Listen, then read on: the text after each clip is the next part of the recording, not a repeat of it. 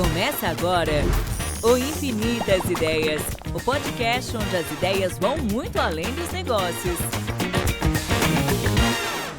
Oi, gente, que alegria estar aqui com vocês. Vai ser maravilhoso o nosso podcast de hoje. Bem-vindo ao Infinitas Ideias, nossa segunda temporada. E eu vou estar aqui com um convidado especial. Vou falar só um pouquinho dele antes de apresentar, dele começar a contar pra gente o que ele tem, a história que ele tem para compartilhar e nos ensinar cada vez mais. Ele é CEO e fundador da SA Mais Ecossistema de Varejo, conselheiro de empresas, consultor e palestrante, empreendedor. E ele vai contar um pouquinho mais pra gente sobre essa vasta experiência que ele tem junto ao nosso varejo brasileiro. E eu tô dando as boas-vindas pro Sérgio Alvim. Tudo bom, Sérgio? Tudo bom. Muito obrigada pela sua presença aqui. Eu que agradeço, é uma honra estar aqui. Vamos bater um papo. Vamos bater um papo. Legal. E, Sérgio, eu vou fazer uma primeira pergunta pra você que eu sempre quis fazer. Porque a gente sempre vai e começa a falar do varejo. E eu nunca perguntei, Sérgio, da onde surgiu a SA na época, né? Da onde surgiu esse insight? Como que surgiu essa sua veia empreendedora? Conta um pouquinho pra gente. Olha, na realidade, eu comecei a trabalhar cedo, vontade já de trabalhar e de realizar coisas, né? E passei... O meu segundo emprego, na realidade, foi numa editora B2B. Na época, era uma editora que tinha várias publicações B2B, para a indústria, para a construção, e tinha supermercado moderno na área de varejo. Eu entrei lá na área comercial e fui galgando e tal, me tornei o principal executivo lá da revista. Eu fazia parte do conselho do grupo editorial e tocava a Supermercado Moderno na época. Uhum. E fomos crescendo e acabou que, eu estou resumindo, foram 30 anos, né? Mas assim, acabou que uma hora, primeiro, a Supermercado Moderno se confundia com o Sérgio Alvim. Total. O Sérgio Alvim estava com a mesma importância da Supermercado Moderno, né? Que tinha 50 anos de idade. Depois eu percebi uma outra coisa, é engraçado, porque o empreendedorismo, né? Eu sempre me vi como dono, sempre não aceitei outra posição, a de protagonista, de realizar, de puxar resultado, puxar o time. Então eu sempre atuei como dono. Uhum. Mas aconteceu um episódio interessante, quando a empresa foi vendida para um grupo colombiano. Tá. E aí eu percebi que eu não era o dono. Aí você se realizou, porque na verdade... Daí eu falei, nossa, essa empresa é minha, como é que estão vendendo a minha empresa? Nossa. Não, é incrível isso, porque você... eu vejo pessoas que trabalham há muito tempo numa empresa, elas se confundem. É dor de dono, né? É dor de dono. É dor de dono. É dor de dono. Eu vejo algumas empresas que falam assim, eu quero que tenha dor de dono. E às vezes, e principalmente na nossa época lá atrás, era muito assim, né? Hoje o engajamento é um pouco diferente. É distinto. Mas as pessoas se engajavam. E eu tenho pessoas que trabalham comigo até hoje e que tem pessoas que falam, pô, eles matam por você. É incrível, né? O engajamento que se criava. Era bonito ter tempo de casa, Exato. Ganhava prêmio por tempo de casa. Verdade. E as pessoas, às vezes... Orgulho de pertencer, né? E se Sérgio? confundia já a família com a empresa, etc. É muito bacana isso. É muito bacana isso. Precisa ter um pouco mais disso hoje. Não pode ser muito só carreira, só estou passando por aqui, sabe? Eu acho que é bacana. Isso é o lado bacana da questão de você ter a dor de dono. Uhum. Mas aí eu percebi, né? Tive esse choque, puxa, eu não sou o dono, né? E aí eu comecei a falar, bom, eu preciso, isso aqui precisa ser meu. Era um grupo colombiano, muitos negócios, e fizeram algumas coisas assim, não muito legais. Erraram um pouco a mão aqui no Brasil, não com a gente. Uhum. A gente era uma empresa que ia muito bem, mas outros investimentos que eles fizeram e as publicações na área industrial também estavam mudando com o Google, mudou muito. Era incrível, a maior publicação do grupo você começou a ver caindo por conta do Google, né? Chegando. E foi uma publicação que fez parte da história do desenvolvimento da indústria no Brasil. Incrível. Mas são as mudanças. São as mudanças. Se você não ou você entende, não entra nas mudanças, ou você é atropelado por elas. se você não entende as mudanças e você vai deixando para depois, quando você vê, Já é era. tarde. Não deixe de ficar olhando sempre para frente. E atenção, ouça os clientes, ouça o mercado. Se a gente não ouve o mercado e acha que a gente sabe tudo, que tem a qualidade interna, olha muito para dentro, é um perigo. E eu acho que a gente tinha muito orgulho, realmente era uma editora muito, assim, exemplar, excelência, sabe, de qualidade, de tudo, mas não percebeu a mudança do tempo e sofreu por isso. Mas a Supermercado Moderno ia bem, mesmo na mão dos colombianos ia bem, mas não fazia mais sentido estar ali Era dentro desconexo do negócio. daquele grupo. E eu estava numa situação muito delicada, porque eu, como CEO da empresa, como é que eu vou oferecer para comprar a empresa? Ter um conflito de interesse aí. Mas, como eu tinha um excelente relacionamento, eu falei, olha, o negócio é o seguinte, eu vou sair e vou montar o meu negócio. E eu sei que vocês vão sofrer muito porque vocês não conhecem esse mercado. Vocês não têm quem conhece esse mercado. Vocês vão ter dificuldades e vão me atrapalhar também. Então a melhor coisa... Ninguém vai crescer. Ninguém vai crescer. Vai ficar um negócio que um vai atrapalhar o outro. E aí, eu estou contando resumidamente, mas foi uma história longa, e que no final consegui convencê-los a vender para mim os ativos.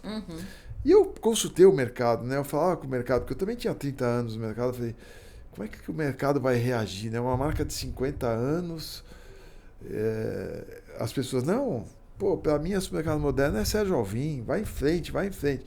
E eu fui. E foi uma coisa assim, como eles estavam numa situação em recuperação judicial em outras empresas, respingava muito na gente. Então eu não podia, tinha muita ação trabalhista nas outras empresas, não na nossa.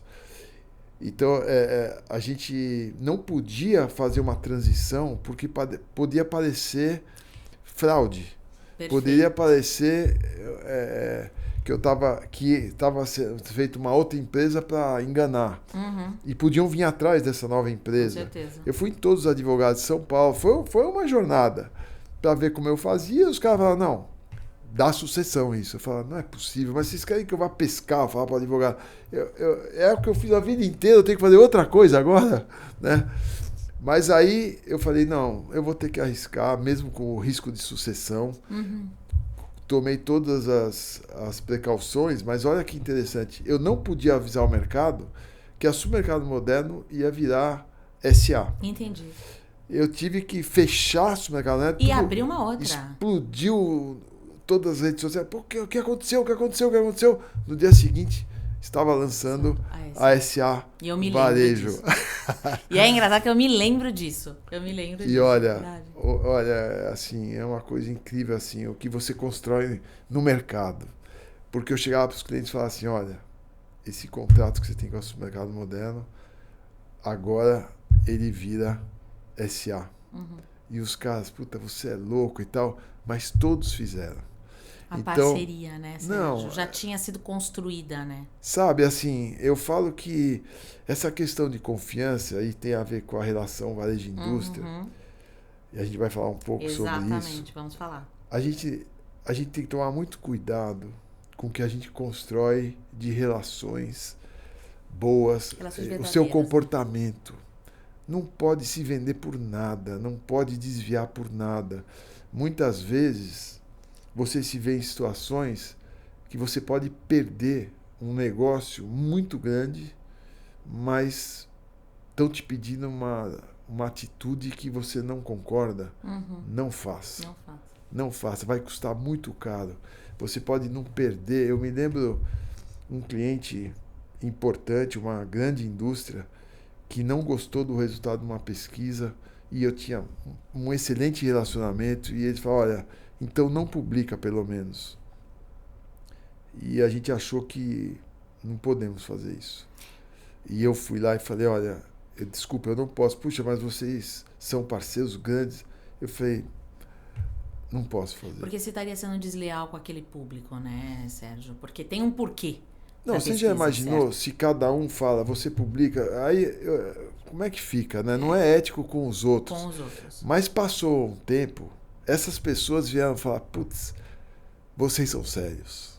Vocês são sérios. Eles mesmos se tornaram grandes amigos e parceiros por essa atitude que não era boa para eles naquele momento. Uhum. Né? Então a gente tem que tomar muito cuidado com o comportamento. Uhum. E até vou aproveitar para falar o seguinte, tem muito profissional que está numa empresa importante, de marca importante, e ele usa isso errado. Ele pisa, não, então você fica sem, então... Gente, Não é depois assim, que né, você sai, é que você vai ver as pessoas falando, não, aí você vai ter que pedir ajuda e o mercado vai te falar, eu vou te ajudar como você me ajudou. Eu assisti isso, né? Eu falo que o tempo no mercado muito longo, ele te traz essa vantagem de ter várias experiências, né? Esse aprendizado constante. Constante, né? constante. E o comportamento, não é o que você faz, mas é o como você faz. Para mim, é o mais importante das pessoas, para as pessoas, né? Você é uma marca. Você hoje está a marca da empresa, mas você é uma marca. Eu concordo 100%. Qual é o legado que você quer deixar? Então, nessa transição, eu colhi todos os frutos do relacionamento que eu criei com o mercado, de confiança. E a SA começou, claro, nós enxugamos, foi bacana demais o processo, nós enxugamos o supermercado moderno. Na época, a gente tinha que indenizar as pessoas, fechar o supermercado moderno, indenizar as pessoas. Não era pouco, porque tinha muitos funcionários antigos. E eu combinei com os colombianos, eu falei, não, vamos indenizar todos. E as pessoas, não, vamos fazer isso na justiça. Não, vamos indenizar todos. Eu falei, então você é o último a sair. Eu falei, eu sou o último a sair. É o que apaga a luz. É o que apaga a luz. E fizemos uma campanha, nós não tínhamos o dinheiro. Né? A gente chamou o grupo, olha, nós temos que achar o dinheiro para a gente sair. Né? Trabalhamos, fizemos uma campanha, foi maravilhoso. Conseguimos o dinheiro, indenizamos as pessoas e nós contratamos na SA. Foi muito bacana. Você diria que o empreendedorismo ele é um risco, é tomar risco calculado. Risco né? calculado. Porque a gente estava tendo um podcast, até te cortando um pouco, um tempo, antes agora, e a gente falou justamente do empreendedorismo próprio, né? De você ser empreendedor e ser dono de dono. E qual é a diferença? A diferença é não ter medo, se arriscar, porém testar. Né? Mais do que fazer algo disruptivo de algum momento, mas que você teste e que você tenha essa cautela, mas isso é fazer, né? Mas com riscos calculados. É isso que a gente vê nessa história também, né? Eu acho assim, o risco, porque assim, todo mundo fala que o empreendedor, uma das características principais do empreendedor é tomar risco. E eu concordo. Só que tem que tomar cuidado. Com o que é esse risco. Né? Risco não é aventura. Exato. Eu olho um negócio, eu sou empreendedor, vou... E aquele sonhador, sabe? Tem muito empreendedor sonhador. A gente tem que separar as coisas, porque o empreendedor ele tem que tomar risco, mas é um risco calculado. Eu tomei um risco grande, mas eu consultei as bases. Eu falei com o mercado. Você procurou ajuda, você viu o mercado. Eu falei com o mercado, eu falei, olha, eu tô pensando isso. Tô embarcando nessa. Quem tá junto? Quem tá junto. Porque você não pode se iludir também, né? Porque muitas vezes você se decepciona e nessa jornada toda que eu tô te contando, teve muita decepção. Eu fui pedir ajuda para muitas pessoas. Olha, fica uma dica aqui. Aquelas pessoas que são as primeiras que você acha que vai te ajudar, podem ser as que vão te decepcionar. Pode ser. E de quem menos você espera pode vir ajudas incríveis. É incrível, a vida é maravilhosa por isso. E às vezes não é por mal, mas é a expectativa que você cria em cima das pessoas. E às vezes a pessoa está num outro momento que você precisa entender que não era o momento que você achou que ela estivesse. Claro. Então, às vezes, não é por mal, mas você vai sentir porque você tinha expectativa que aquela pessoa ia ser a primeira a te apoiar. E não é. Talvez pelo momento dela, talvez por razões dela. Não era aquele não momento. Era aquele momento, não teve não um fazia match sentido naquele momento de estar junto. E aí você precisa aprender a lidar com essas decepções também, com essas frustrações também. Com certeza. Mas é incrível, a vida é incrível. Então, assim, nós passamos por lá, que a gente fala que a gente atravessou o rio, aí veio a pandemia, e a gente sobreviveu à pandemia, teve coisas na pandemia incríveis. Olha, a SA cresceu muito na pandemia. Por quê? Por causa do seu propósito. Chegou na pandemia, a gente lembra que quando chegou, abril, março volta, abril volta, não sei o que volta, e não voltava. E a gente, com os contratos para entregar eventos, né? Como é que a gente faz? Chegou um momento e falou, não dá, nós temos que ir para o digital. Para entregar esses eventos, vamos para o digital. Muitas empresas não quiseram, vou esperar voltar. E não queriam o digital. Nós não tínhamos experiência, ninguém tinha experiência, e aí nós fomos atrás de um fornecedor que a gente conhecia, que tinha também se adaptado para o digital, e fomos fazer. Camila, fizemos um evento, foi um caos. Um caos. Na hora de abrir o evento, o meu PPT não subia, e os caras falando, olha, eu não sabia o que. Eu olhava para a câmera e falava, vai enrolando aí que não. E eu ficava falando, e nada. E não entrava, e os caras do meu lado, era um estúdio pequeno, os caras do meu lado ali desesperados, e eu tendo que falar e tal. Poxa, com clientes importantes na minha frente.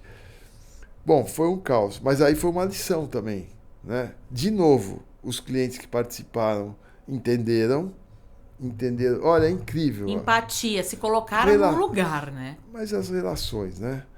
De novo, entenderam, e eu falei, pode deixar. Aí nós fizemos uma força-tarefa para encontrar a melhor empresa que tivesse. Consultamos um monte de gente que já tinha feito. Aí nós fizemos um processo que a gente devia ter feito antes. Uhum. Mas a gente achava que, né, não devia ser tão difícil, não sabia. Não sabia. Uhum. Aí nós escolhemos a melhor agência, escolhemos o melhor fornecedor técnico, fizemos um trabalho. Aí foi maravilhoso. Nós não ganhamos um centavo, mas a gente tinha que entregar. Uhum. E nós fizemos, porque era muito caro. As melhores empresas eram muito caras. Estavam aproveitando. Era 100 mil na época, um dia de estúdio. Você tinha que ter 2 dias e muito menos clientes dispostos a entrar nisso. Porque não acreditavam, não sabiam como isso ia repercutir. Nós tivemos que nos reinventar, fazer cotas mais baratas para trazer outras empresas. Mas conseguimos. E pusemos todo mundo na tela. Nós acabamos fazendo no fórum, era muito legal. Os varejistas apareciam na tela, interagiam na tela. A indústria ia no estúdio, uhum, e eles apareciam na tela e conversavam. Foi uma experiência maravilhosa. Nós fizemos 25 webinars, porque nós falamos assim, nós não podemos sumir do mercado, nós temos que ajudar o mercado.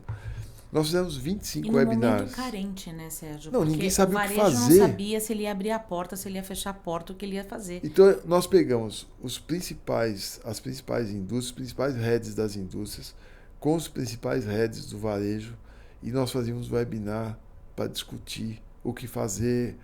Semanalmente chamávamos os executivos da indústria e do varejo para discutir. Por incrível que pareça, nós fizemos isso para continuar ajudando o mercado. Não ganhávamos nada com isso, mas foi o que alavancou demais a imagem da SA. A SA foi a empresa que esteve mais próximo do varejo durante a pandemia. Nós não nos separamos e fizemos esses eventos. E é assim, e nós sobrevivemos mesmo. Não ganhamos dinheiro, mas entregamos. Fizemos questão de entregar. Você estava plantando para colher agora. É aquela coisa do Sérgio? propósito, sabe? Exato. Eu tenho assim, eu sempre atuei assim. O dinheiro vem como consequência. Uhum. Se você vai fazer um negócio porque dá dinheiro, é uma coisa. Se você tem um propósito, você acredita naquilo, na contribuição que o seu negócio vai dar para o mercado, o legado que você vai deixar, o dinheiro tem que ser uma consequência. Ele é uma consequência, mas ele não pode ser o fim. E olha, eu tenho exemplos disso todo dia. Como é gostoso ajudar, como é gostoso contribuir para as empresas. Com certeza. E é engraçado que eu falo para alguns fornecedores, e parece que é brincadeira, mas eu falo, se você não estiver feliz, eu não quero o seu dinheiro. Eu paro agora. Eu quero que você esteja feliz, eu quero que você tenha resultado. E às vezes até eu brigo com eles, porque eu falo assim, você tem que fazer de outro jeito. Né? Às vezes a indústria vai, vamos supor, fecha um projeto. Eu falo, isso aqui é uma jornada, é uma construção. Então agora você vai falar isso, né? Você quer isso, então vamos fazer assim, porque baseado no que você quer. Claro. E vai chegar no fim do ano, nós vamos contar o que nós fizemos de lá até aqui. E é engraçado, aí, o que você fez de lá até aqui? Eu não fiz nada. Eu falei, então você não vai. Então... Que é algo contínuo, né? É esse imediatismo que não existe no varejo, né? Assim, você está trazendo um ponto muito importante que acho que a Fini passou por isso também no momento de pandemia, onde algumas indústrias abandonaram o varejo na hora que ele mais estava carente de ajuda. E elas sentiram isso. E outras indústrias falaram, não, vamos rever a forma como a gente trabalha, porque se você não sobrevive, eu não sobrevivo no futuro. Essa é a verdade. E assim, e aí eu vejo vocês, né, como... E aí eu vou até para a próxima pergunta para você sobre o ecossistema, né, que já vai fazer um ano, né? Quando eu vi o lançamento do ecossistema, da SA mais ecossistema, eu vi o propósito de vocês no sentido de como que de fato eu faço com que esse varejo evolua, né?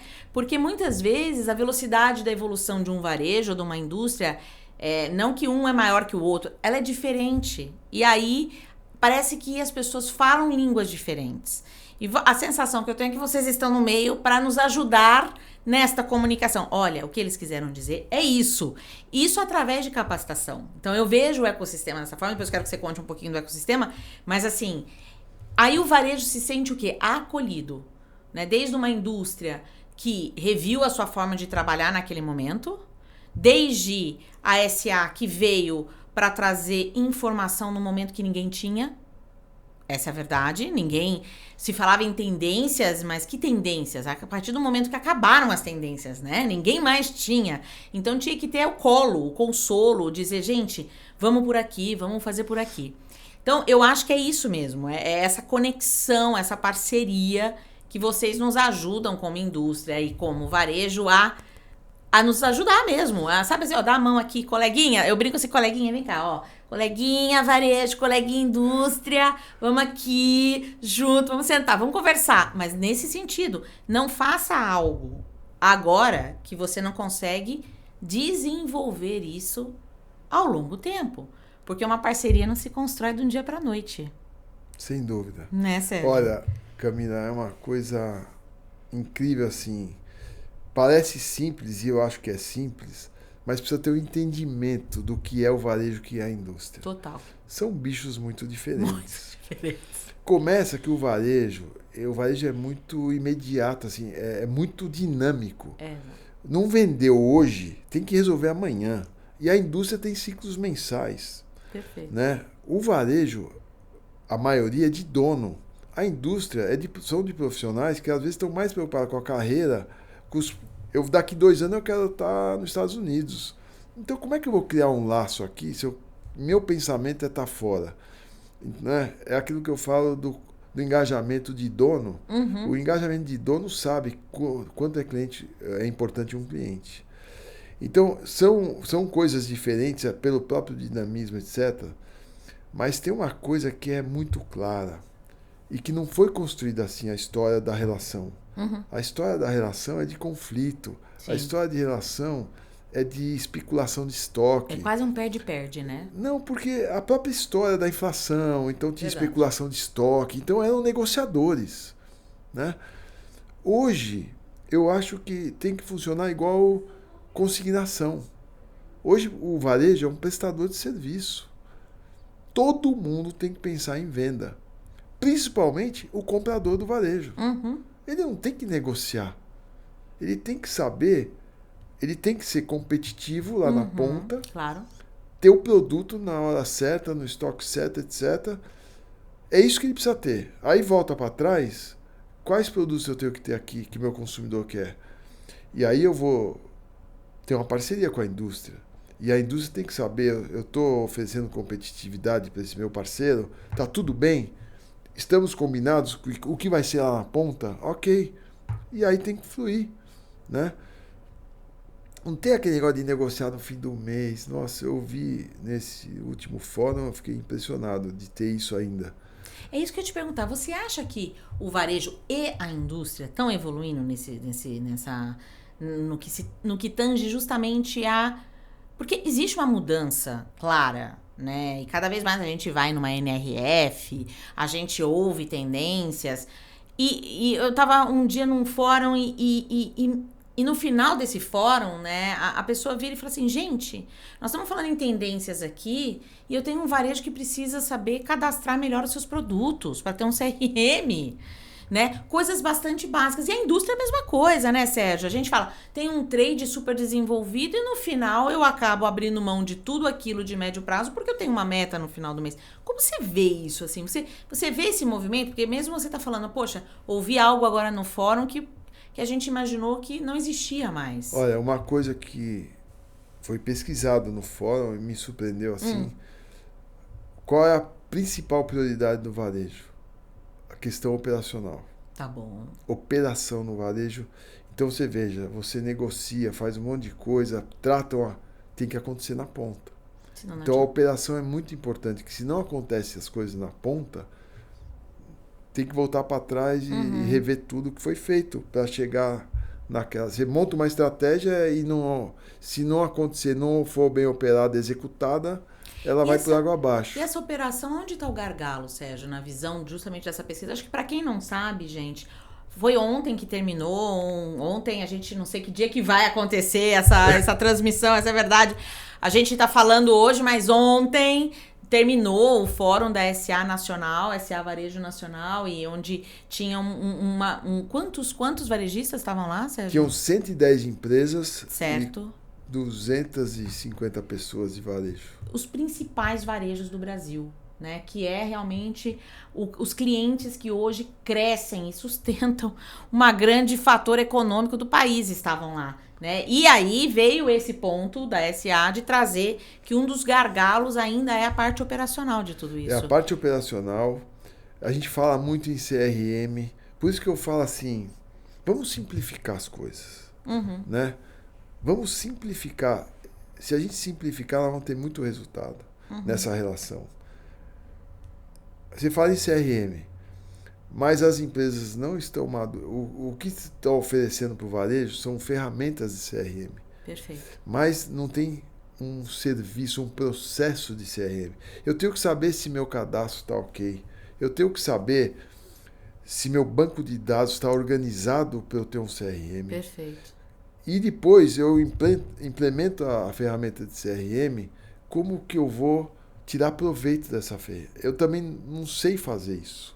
Então as empresas oferecem a ferramenta, a pessoa se frustra porque ela não sabe usar a ferramenta. Culpa a ferramenta e não necessariamente. Culpa a ferramenta. Não é a ferramenta. E aí a coisa não anda. Sim. Né? Sim. Então a gente precisa ajudar o varejo nos processos. Como que eu construo uma relação com o meu cliente? Não é ter CRM ou não ter CRM. Como eu construo essa relação com meus clientes? E de outro lado, porque eu não vejo outro... A gente viu lá que a partir de 2030 é negativo o crescimento da população. Que é algo bastante preocupante. As famílias cada vez menores. Concordo. E não para de crescer lojas, canais e alternativas para o consumidor. Então, não vai ter consumidor para todas as lojas, para todos os canais. Como que eu engajo esse cara? Eu tenho que conhecer o cliente. Eu tenho que dialogar com o meu cliente. E muita gente pensa que isso significa eu preciso dar desconto. Não, não é isso. Mas, por exemplo, quem são meus top clientes da padaria? Uhum. Então, eu estou querendo lançar um croissant de beterraba, eu vou chamar os caras aqui, fazer uma degustação com eles, o que eles acham. Eu envolvo o cliente, os principais da padaria. Quem são os principais que frequentam minha adega de vinho? Então, eu estou trazendo fiz uma importação nova aí com o fornecedor. Vamos testar. Vamos testar, estou pensando em fazer isso. Você que compra vinho sempre italiano, prova isso aqui. Não é legal? Posso importar? O cliente sente parte. E olha, você vai ganhar a primeira remessa, eu quero que você venha aqui, você vai ter um desconto só para você. A gente viu na NRF a super personalização. Total. Hoje você fala com cada um e você pode ter preço para cada cliente. Verdade. Né? Uhum. Então, cada vez mais é isso. Mas as pessoas precisam se preparar, as empresas precisam se preparar para isso. E esse é o caminho. De outro lado, a indústria precisa entender cada cliente. Então, eu elogiei vocês lá com a regionalidade do trade. Cada vez tem que ser regional. Não pode... Aquela estratégia nacional, claro, você tem uma estratégia nacional, mas que você tem que adaptar regionalmente. Aquela história pra mim do repelente... Ela vira case, ela é verdadeira. Ela é verdadeira. Né? Ela é verdadeira. Conta um pouco pra gente, porque eles não ouviram. Eu já ouvi, não vou ser eu que vou contar, mas é verdade. Não, mas olha... Isso é entender o cliente, desculpa, né? Isso é a indústria voltada para dentro. É. Né? Todas as empresas, se você não tomar cuidado, elas são voltadas para dentro. Sim. Então elas focam na qualidade, elas têm orgulho da qualidade dela, né? Eu sou a melhor... Da marca. Será que eu preciso de uma qualidade acima do limite? Tem empresas que têm qualidade acima. Quando a qualidade passa do limite que o consumidor exige e percebe, é custo. Uhum. Né? Uhum. Então até isso é relativo. Uhum. Então, mas essa história é muito interessante. Então, assim, você tem as empresas que vendem inseticida, elas têm campanha pro consumidor nos 4 meses do verão. Uhum. 4 não, vai de agosto, setembro, outubro, alguma coisa assim, até fevereiro. Perfeito. E foram apresentar isso numa reunião com varejistas do Brasil. Uhum. Então eu estava lá apresentando, a campanha vai ser assim, todo mundo maravilhosa, super orgulhoso, você sabe como é que é. Claro. Igual convenção de vendas, todo mundo fica um mês se preparando. Óbvio. Já passei por isso várias vezes. Precisa combinar com o cliente. Exato. Precisa combinar com o cliente. Então tem aquelas estatísticas, esse produto vai em todos os canais, vai em todo o Brasil. Para todo mundo, em todo lugar. Mundo. Então cria uma expectativa de demanda e chega lá na frente e frustra. Com certeza. Né? A gente precisa ouvir mais, a gente precisa aprender a ouvir mais, né? Não ter medo de ouvir. Uhum. E aí chegou nessa reunião, o pessoal do Nordeste levantou a mão, falou: gente, lá no Nordeste é verão o ano inteiro, cadê a campanha para nós? O mosquito no inverno ele sobe e vai lá pro Nordeste. A nossa campanha tem que ser anual, ela não pode ser sazonal. Exato. Então, eu tenho que ter uma campanha para o Nordeste, para os estados quentes, anual de inseticida. Então, eu crio campanhas, eu crio demanda, eu crio material só naquele período que o Sudeste e Sul vai usar. Perfeito. Então, isso é uma miopia e que acontece todo dia. E em todas as categorias, né, Sérgio? A gente então, está dando esse exemplo, mas... Então, assim, eu estou falando de personalização, assim como o varejo. Eu acho que o varejo é indústria, porque, como eu falei, é um prestador de serviço, os dois têm que chegar lá. Com certeza. Os dois, só que o varejo regional, ele já está na região, ele conhece. Ele conhece mais a região. Ele conhece, falta, com dados fica melhor ainda. Mas a indústria precisa conhecer o cliente. A indústria precisa conhecer cada loja do seu cliente. Ficou complexo, mas ficou mais complexo. Mas a gente aí passa por aquilo que você falou, capacitação. Nós temos que investir muito em capacitação. Nós falamos da pandemia. Na pandemia, os top do top resolveram as coisas. Os presidentes começaram a ligar para outro presidente Pra para se falar, ajudar. como é que a gente faz? Olha, estou fazendo assim, estou fazendo assado. E o pessoal da base estava em casa. E por incrível que pareça, Camila, o pessoal gostou de ficar em casa. E até hoje estão tirando pedido no celular. E isso é super preocupante, né, Sérgio? Olha, Essa é uma visão que o varejo tem também. Desculpa, ninguém quer trabalhar. Quer trabalhar em casa. Não dá. Não dá. Você não cria cultura em casa. Não cria cultura. O online ajudou muito e ajuda muito. Agora eu posso fazer uma reunião com várias áreas da empresa, não preciso pegar um avião para ir à área, todas as áreas, encontrar o cliente, que era isso. E era difícil a agenda de todo mundo. Com certeza. Eu posso fazer uma parte física e uma parte online. Né? Então é muito legal isso. É uma coisa que veio da pandemia boa, que, né, se é que tem alguma coisa boa que a gente pode falar, mas pelo menos trouxe essa opção de você fazer reuniões parte online, mas não que isso signifique que tudo vai ser online. Não, e tem uma coisa, né, Sérgio, muito importante nessa história, que não tem como ser online, que é a loja, né? Não é só a questão do contato com o comprador ou com o dono, é estar na loja. Se você não entra, eu falo assim, se você não vai na loja, você não sabe o que está acontecendo. Você não sabe o que está acontecendo. Você não está vendo o que está acontecendo. Esse ponto é muito importante, porque também as compras, as empresas cresceram e as compras são centralizadas. Total. E aí o vendedor, a indústria, nem o varejista consegue, né? E na loja. E todas as reuniões deveriam ser feitas na loja. Na loja. Porque na loja é ali a vida como ela é. Não tem...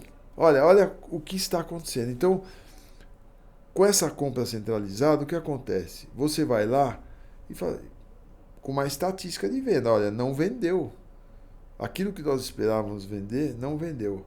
Mas aí ninguém fica sabendo que metade da loja não... Foi dito lá. Muitas das coisas combinadas, por isso que a preocupação é a cooperação, não são executadas. Ou seja, fica no mundo das ideias e na hora da execução aquilo para. Não é que é mundo das ideias, comunicação. A comunicação não flui. O maior desafio das empresas é a comunicação. Comunicar a cultura, comunicar os... Então, se você não tem um processo muito eficiente de comunicação, não chega. Né? Por que o fórum é um sucesso? Porque muita coisa que acontece na base não chega nem para os donos, nem para os executivos da indústria. Quando vão lá, é uma surpresa dos dois lados. Como que isso não está acontecendo? Lá embaixo criaram um nó lá, de um lado ou de outro, e não está acontecendo. Aí desamarra todos esses nós. Então, a comunicação da estratégia, a comunicação da cultura, a comunicação das propostas, da dinâmica de negociação, tudo isso tem que ser passado. E aí, não se mede... E aí parte para outra. Não se mede e parte para outra. E o número está errado. Não é que não deu certo. É que metade das lojas não implementaram. Eu vou te contar uma coisa que é uma miopia, por exemplo, que acontece. Eu estou falando do lado da indústria, mas acontece do lado varejista, por exemplo. Então, vamos falar uma do varejo. O varejo dá bônus por verba. Vai contra tudo que a gente está falando. Se nós temos que mirar no consumidor... Claríssimo. Poxa, eu tenho que ter verba para ajudar a vender aquilo que o consumidor quer. Aí é uma verba boa. Mas verba, então eu vou pôr um produto porque eu recebi uma verba, mas o consumidor não quer esse produto. E aí eu vou criar um problema. Ou não repasso para o produto, né? Exato. Esse é o problema. É uma formação interna se a gente pode falar margem, PNL, seja o que for, mas o sellout não acontece na ponta. Exato. Nós temos que investir no sellout. Então, esse é o lado do varejo, né? Que dar prêmio para a verba do comprador é um erro. E a indústria, eu faço uma negociação com você é um varejo. Eu falo, olha, eu vou te dar uma condição bem legal, mas você precisa comprar esses 20 itens aqui. Que o cara não precisa. Não, tudo bem. Tá acordado, vamos junto. Vamos junto. Tá aqui, são itens que, tudo bem. Passa um tempo, um mês, 2, 3 meses, eu chego para você e falo, olha, Camila, só que tudo bem, esse item aqui não tá girando, eu tô com estoque alto, então não vou comprar essa vez. Aí você vira para mim e fala, Não. Você tem que comprar. Porque está dentro do pacote. Eu estou ajudando o cliente? Não. Eu estou sendo legal com o cliente? Não. Se eu sou o cliente, eu falo, então você pega o seu pacote e volta para sua casa. O seu pacote. A pessoa tem que ter na ponta a sensibilidade, né, de falar, não, você tem razão. Vamos fazer alguma coisa para esse produto girar. E não repetir, e no né? próximo. E não repetir, ou né, esse Sérgio? ou o que a gente errou o quê? Na quantidade, o que a gente errou Precisa aqui? entender se foi a expectativa, se não está alinhado Se com tá- o consumidor se tá dele, o mal shopper executado. dele. Mal executado. Não é que nós temos uma questão aqui. Não é que eu estou falando que eu não quero comprar. Nós temos uma questão, me ajuda a resolver. Uhum, Então, isso para mim é uma miopia que estraga a relação. total. Então, nós temos que investir nessa relação de confiança. E isso significa você ajudar. Uhum. Nós temos que trabalhar para vender. Nós não temos que negociar. Nós temos que ajudar a vender. Você falou uma coisa super importante. Eu acho que assim, quando o varejo e a indústria entenderem que eles estão aqui para o shopper, ou seja, para o shopper no meu olhar e para o cliente no olhar do varejo, as coisas ficam mais fáceis porque a discussão é sobre isso. Né? Então, assim, eu tenho que fazer com que aquele consumidor, aquele shopper, aquele cliente compre mais. Mas o que eu faço para ele? Né? E aí eu ganho, porque senão a gente vai ficar nessa discussão de margem versus estoque no cliente. Mas, e ó, essa sensação, entendeu? A Camila, vou te falar um negócio agora super importante. Ó, preste atenção. Fale aí. Porque você falou varejo e indústria. Uhum. Mas são pessoas. São pessoas. Não é o varejo uma indústria, uma Não, marca. somos não é. nós. São as pessoas. É isso, você tá certo. Você tá certo. São as pessoas. É o que Olha, você falou. Hoje eu estou no varejo ou eu estou na indústria, mas é a Camila, é o José, são a Maria. as pessoas. Uhum. E olha, isso a gente vê claramente as pessoas que são resolvedoras, ajudam, e as pessoas que não querem ouvir, não querem entender o cliente, e têm certas convicções e aponta o dedo pro outro e não olha para dentro. Não tem a empatia. Empatia é o nome do jogo. E são pessoas, não é a empresa. Eu já vi empresas que subiram no palco e depois, assim, apanharam durante um período e depois aplausos. O que mudou? Sabe o que o executivo falou? Nós descemos do sapato alto. Desceu do palco, inclusive, né? Desceu do sapato alto. Ele não falou que mudou nada no produto, mudou nada na estratégia comercial, não mudou nada. Ele apenas os executivos desceram do sapato alto e mudou o resultado da empresa. Então a gente fala varejo, indústria, mas são as pessoas do lado do varejo e as pessoas do lado da indústria que precisam evoluir. E você conta nos dedos, Camila, quem faz os isso? profissionais que fazem isso. Olha, eu vejo lá empresas que têm essa vontade de realmente entender essa relação e que estão evoluindo sempre nessa relação. E eu falo, né, tem muita indústria que fala assim, mas eu sou pequena, eu não... Você não precisa ser a maior, mas você pode ser a melhor. Uhum. E eu vou te dizer que muitas empresas que são menores, o varejo tem muito mais a vontade de abraçar do que as maiores. Eles não querem ficar refém nas maiores. Então eles vão apoiar você que é menor, mas você é aquele cara que você, a hora que precisar na categoria, para quem eu vou ligar? Se não estão ligando para você, se preocupe. Se eu tenho um problema na categoria, eu vou escolher para quem eu vou ligar. E não é para você, atenção. Isso são pessoas. Uhum. Pessoas. Né? Nós temos exemplos aí. Essas pessoas que têm essa característica voam. Uhum. As pessoas. As pessoas. Aquelas que acham que estão na empresa A, B, então eu estou lá. É porque você tá agora, né? Não sabe se amanhã. Exato. Né? E tem que construir relações de confiança. E tem que gostar de construir relações de confiança de forma genuína, né? Então a gente estava no fórum ontem conversando com vários varejistas e é interessante que isso tudo junta com um pouco que, de novo, a gente volta a falar daquele fórum da NRF em janeiro, que se falou de tudo, mas uma das discussões foi a questão das pessoas mesmo, né? Dessa questão do relacionamento genuíno e das pessoas tanto capacitadas para levar isso, quanto também dessa preocupação genuína de ganhar o negócio, de fazer o negócio crescer, né? Então, quando você conversa e junta essa sinergia, eu falo que dá bom, brinco. Aí a gente começa a falar, poxa, então a gente dá para construir alguma coisa em conjunto e você... não é um ajuda o outro, um cresce com o outro. Não é de ajudar, é de crescer junto, né? Mas é o que você falou. Acho que tem que ser algo de forma... genuinamente cultural. É cultural. Isso cultural. Vem de cima. É cultural. Isso vem de cima. Se você é apaixonado pela sua empresa e acha que a qualidade é suficiente, cuidado. Ela não se sustenta só.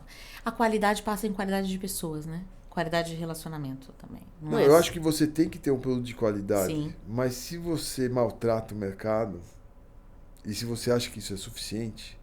Então, eu vejo marcas, por exemplo, muito importantes que sempre acreditaram que a marca... Sustentável. O consumidor quer minha marca, ele tem que ter lá. Não é mais assim. Tem muitas opções, tem muita marca de qualidade. Uhum. Né? E isso é geral. Olha, a gente está falando da relação do varejo de indústria, mas a gente vê, por exemplo, empresas familiares que contratam executivos das multinacionais. Foi dito lá ontem. Verdade. Teve um painel de famílias empresárias. Foi sensacional. Nossa, sensacional. Foi sensacional. Aí você vê profissionais que são contratados para as empresas de familiares e não ficam lá 6 meses. Porque acham que aquela empresa é a outra que ele estava. E não entendem a empresa.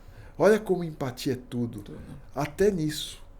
Né? Eu elogiei um profissional que é vice-presidente de uma empresa familiar porque ele é um cara internacional. Mas ele teve uma empatia para aceitar a posição de vice-presidente dessa empresa, familiar, raiz, uma baita empresa, com tamanho de multinacional, mas familiar, e o cara está transformando a empresa. Ele está transformando sem ferir o legado. O histórico, é o legado. É o legado.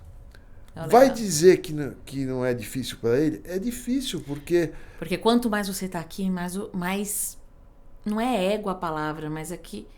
É orgulho mesmo de tudo que você já realizou, né? E de repente você tem que falar assim, opa, não posso implementar. Você tem que ter uma humildade aí, né? Camila, o principal é o como você faz as coisas. Não é o que você faz, é como você faz. Então, a empatia, e eu não sei se você percebeu, mas pós-pandemia, isso parece que aflorou, sabe?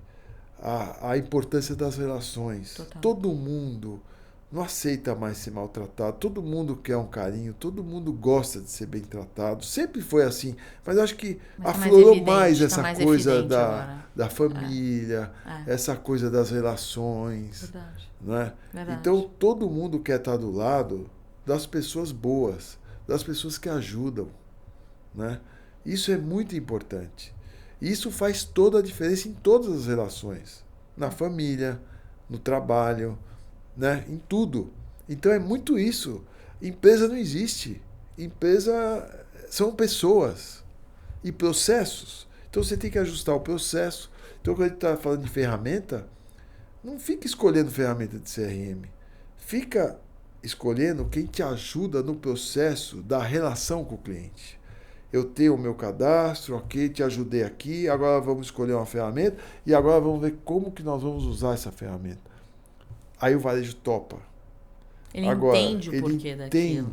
Se você quiser empurrar uma ferramenta e ficar comparando qual é a ferramenta melhor, eu não sei usar, não estou preparado, vai dar ruim. Não sei para que eu vou fazer isso, o que eu vou fazer com isso, o que eu ganho com isso. como empresa, né? É verdade. Então, assim, tudo acaba nas pessoas. O importante são as pessoas. Então, eu vi uma frase: se você não gosta de pessoas, você não gosta de negócio, porque tudo acaba nas pessoas. São as pessoas que fazem os negócios, são as pessoas que fazem os produtos, são as pessoas. Então, você tem que cuidar. No varejo tem isso, né? Se você quer que seu cliente te respeite, como você está lidando com os seus funcionários? Começa daí. Como que é sua atitude dentro de casa? Como que você trata as pessoas que estão do seu lado? Elas são um reflexo disso. Elas vão tratar o seu cliente da forma como você as trata. Então, isso é muito importante. Total. E cada vez mais, não tem que ser o maior. Tem que ser o melhor.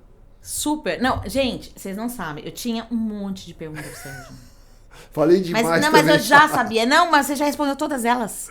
Sem eu fazer pergunta. Né? Porque é isso. Eu acho assim, Sérgio, a gente tá terminando o nosso momento aqui que poderia... Sérgio, vou te convidar de novo. Vou te convidar de novo. Tem mais coisa aqui pra gente perguntar. Mas assim, a gente tá num momento terminando aqui. Mas eu acho que você trouxe mensagens fundamentais. Né? Porque tem hora que a gente... no dia a dia, na correria, esquece o principal. E aí a gente fica se perguntando e fazendo diagnósticos do porquê que a coisa não andou. Isso que é a verdade. Isso é a verdade. E pra finalizar aqui hoje, e eu acho que você já falou um pouco sobre isso. Claro que vai ter um desafio aqui, que você vai ter que responder esta pergunta comendo... Vou pôr aqui. A nossa bala de pimenta. Você já comeu ela, Sérgio? Não me lembro. Então você não comeu, porque ela é inesquecível. Ela é inesquecível. Então eu vou fazer você comer esta balinha de pimenta e me responder qual é, se fala de Sérgio Alvim, qual é a sua marca? Olha só, hein? Tem que comer a balinha? E com a balinha, pra dificultar, porque aqui é desafio. Aqui é desafio, entendeu? Você vai respondendo, não precisa comer ela inteira, come do jeito que você quiser, entendeu? Vamos ver a cara do Sérgio, como ele reage. Eu adoro pimenta, hein? Então vai ser tranquilo. Vamos lá. Tá tranquilo? Tá tranquilo, gente. Vocês vão ver comigo, caras. Tranquilo. Nível de picância, relax. Não, é forte, mas não é. Não é Por enquanto. Mas olha, o Sérgio é ajudar. É a sua marca. Minha marca é ajudar. Quando eu casei, o reverendo Aldo me falou: Sérgio traduzindo, é ajudar. E é a pura verdade. Eu gosto de ajudar. Eu gosto de contribuir. E cuido muito do comportamento, das decisões corretas, né? Principalmente porque eu tenho filhos e, né? Não é só filhos, viu?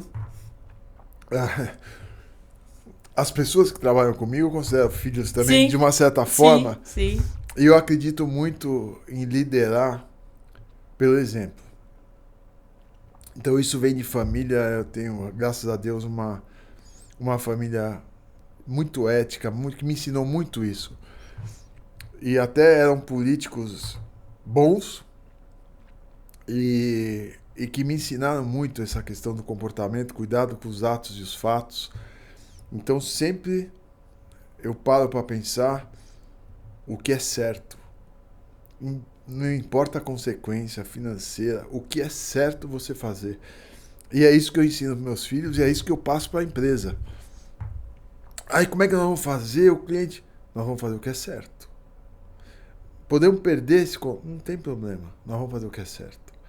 Tenho que dormir depois, tranquilo. Então esse é o Sérgio. Ajuda e muito cuidado nas decisões que você toma. Cuidado com os atos e os fatos. Perfeito. Sérgio, obrigada por nos ajudar nesse momento a passar tanta coisa bacana. Pena que acabou o nosso tempo, mas você aí Manda mensagem pra gente quando você ouvir esse nosso podcast. Se tiver alguma pergunta pra mim, pro Sérgio, tenho certeza, né, Sérgio, que a gente tá super À disposição. À disposição. Obrigada de novo. E ó, a bala de pimenta é uma delícia. Maravilhosa, não é? Uma delícia. Vocês encontram nas nossas franquias.